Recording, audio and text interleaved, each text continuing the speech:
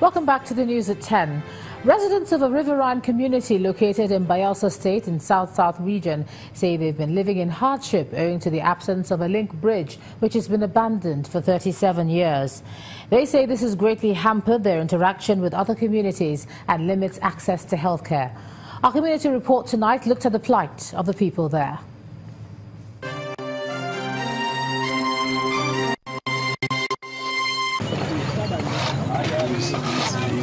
Traveling by canoe has remained the only means of transport for residents of Polako, a riverine community in Bayelsa State, for a very long time.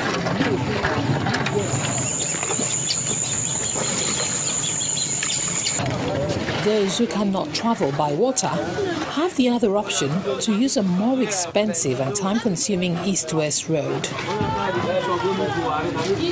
These poles and pillars are evidence that a road bridge was being constructed across it.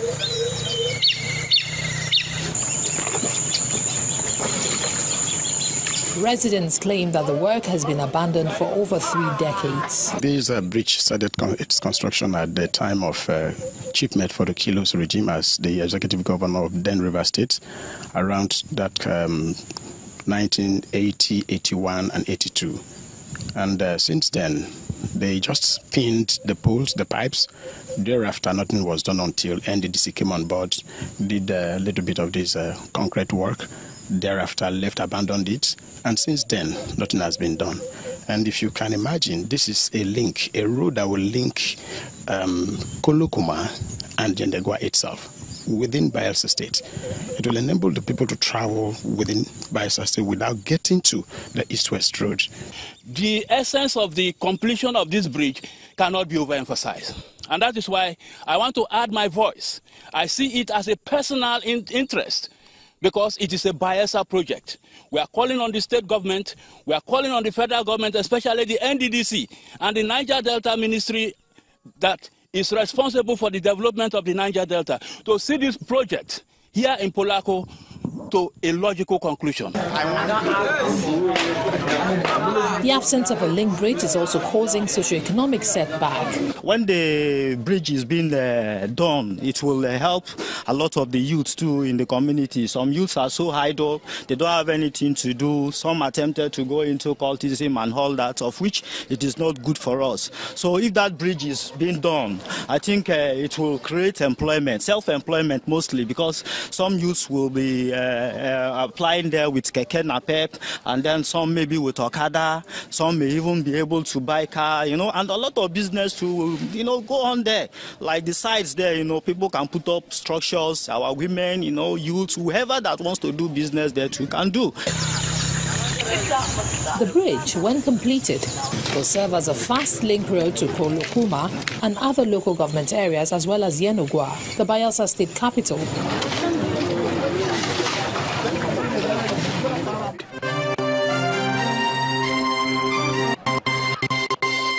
Senators today rejected the interim report of the Senate Ad Hoc Committee on Petroleum Downstream for failing to capture in its report the payment of subsidy for petroleum products by the Nigerian National Petroleum Corporation. The Senate subsequently directed the committee to review its report. Meanwhile, the House of Representatives has resolved to summon the Minister of State for Petroleum, Ibe Kachiku, and the Group Managing Director of the Nigerian National Petroleum Corporation to appear before a joint committee of the House to account for the money spent on subsidy payment. How to make the nation's petroleum sector more efficient and accountable formed a major discussion at the National Assembly. The crisis in the petroleum sector during the festive season drew the attention of the Senate and led to a public hearing to address the matter. This brought about weeks after, the chairman of the committee returns to the floor with its report after the meeting. The committee adopted the following terms of reference: establish and identify the immediate and remote causes of the fuel crisis. Examine and investigate the current scheme for importing fuel products into the country. The direct sell, direct purchase, otherwise known as DSDP program. His reports did not go down well with many members. What we ought to be debating here is the corruption that is going on in the oil industry, in NNPC, and the reason why our oil industry has failed. But nothing of sort is being mentioned in this report. The Senate President gives his views on the report and rules on the matter. Two issues are very important. It's the issue of the scarcity as of today and the fraud of the volumes. And that is really where the issue is, because for as long as we are consuming 27 million liters a day, and you are bringing 40 million liters a day, it's criminal. So if we agree, as we said, then let the committee go back and address these two main issues and give us a comprehensive report to address the way forward. The Senate Committee on Public Accounts is now expected to investigate the payment of subsidy by the NNPC. The House notes that. Meanwhile, at the House of Representatives, a motion also draws attention to the need to investigate alleged payment of fuel subsidy by the NNPC. Worried that the federal government claimed that it has stopped fuel subsidy payment, and it is the NNPC that is paying subsidy to its routine trading activities. And as such, that does not require budgetary approval. And there is no need for recourse to Parliament. It's a motion that has the support of most lawmakers. The Speaker sums it up. Those in favor of the motion, say aye. Those against it, say nay. Ayes have it. The Minister of State for Petroleum, Mr. Ibe Kachiku, and the Group Managing Director of the Nigeria National Petroleum Corporation, Mr. Mekanti Baru, are to appear before a joint committee of the House to explain the current subsidy payment and also account for the money spent on subsidy payment since January 2017 to date. The House is also asking President Muhammadu Buhari to formally request for approval of budgetary provision for fuel subsidy if there is need for such in the 2018 appropriation bill. In about 3 weeks, a report of an inquest into the gas plant explosion that occurred in Lagos will be made public. And this assurance is coming from the Director of the Department of Petroleum Resources, Mr. Ladan Mordecai, who visited the scene of the fire today. Mr. Mordecai says appropriate sanctions will be meted out to the operator of the gas plant, and in the event that they have been compromising any standards, they also will be punished. This premises was licensed very, very long ago. Very, very long ago. About 1996. And I think 1996 there were not many structures here. Because I'm saying this because people have been accusing the agencies of no licensing structures like this within residential. I think the residents came in after this structure was established. And normally what we do, the DPR does not come in to license any facility if approval had not been earlier given by the State Fiscal Planning Authority, the police report, the fire services. Be as it may, that does not mean that we should not manage our activities very well. As I say, poor industry practice leads to this. So in the next 3 weeks, the report will be out. Now let's take a look at some business news. Here's Anne Waudu.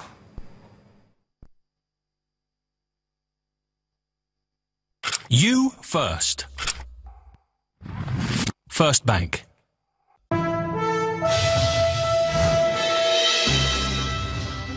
Welcome to Business News. Officials of the African Development Bank and finance ministers from West and Central Africa have agreed to hasten the implementation of the bank's 5 strategic priorities, which are to light up Africa, feed, industrialize, integrate, and improve the quality of life of the people on the continent. The agreement was made in Abidjan, Côte d'Ivoire, at the first ever regional consultative meeting between the AFDB President, Mr. Akinwumi Adesina, the bank's governors, and ministers of finance from West Africa and Central Africa. In the meantime, Nigeria's Minister of Finance, Mrs. Kemi Adeosun, is advocating for an increase in capital mobilization that will allow the bank fulfill its commitments to member countries. Let's take a look at data from the Nigerian Export Promotion Council. It shows that non-oil exports rose by 54.9% to $1.25 billion from January to September 2017, from $812.6 million, which was recorded in the same period in 2016. Well, according to the data, 147 products were exported in the third quarter of 2017, while 369 companies took part in exporting products within the same period. The Nigerian National Petroleum Corporation and the Pipelines and Product Marketing Company topped non-oil export performance, followed by Indorama, LMF Fertilizer and Chemicals Limited, British America Tobacco Company, Olam International and Dangote Cement. Nigeria's stock market hit another milestone today in total value, driven by the industrial sector and more demands for blue-chip equities by local and foreign investors. Bisi Adebayo has the details for us.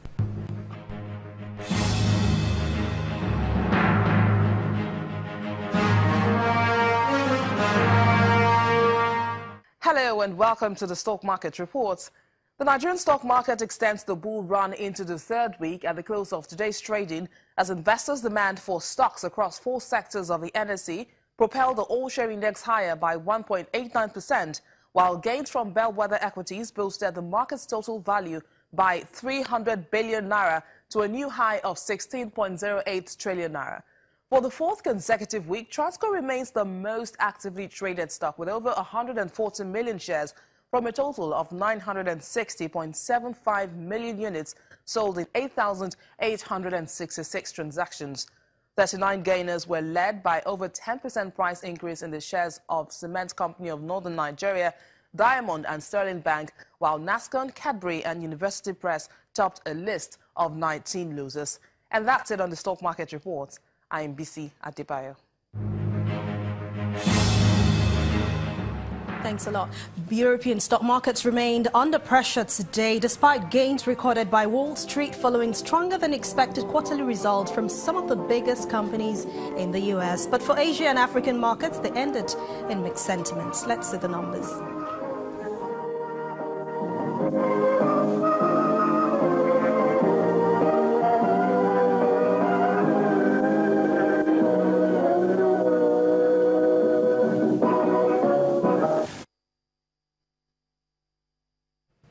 And that's Business News for tonight. Thanks a lot for watching. I'm Anne Nwawado. It's back to you, Joma.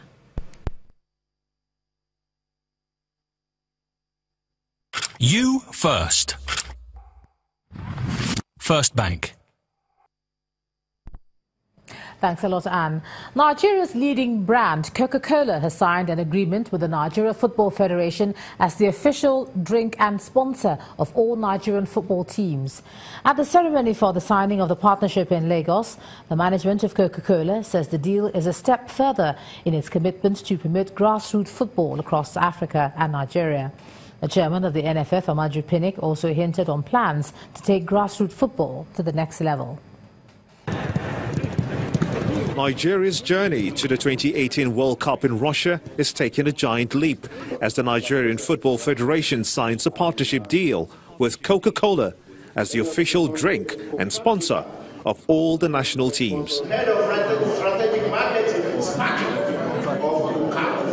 At Coca-Cola, we believe that sports is not only a part of a healthy lifestyle, but it also provides platforms for the right foundation and for the development of the Nigerian teenagers by offering them the opportunity to learn important life skills such as discipline, perseverance, teamwork, and at the end, hard work, without which nothing is being accomplished. We're happy that in the next 2 months we'll be commissioning six mini secretariats in 6 states in Nigeria.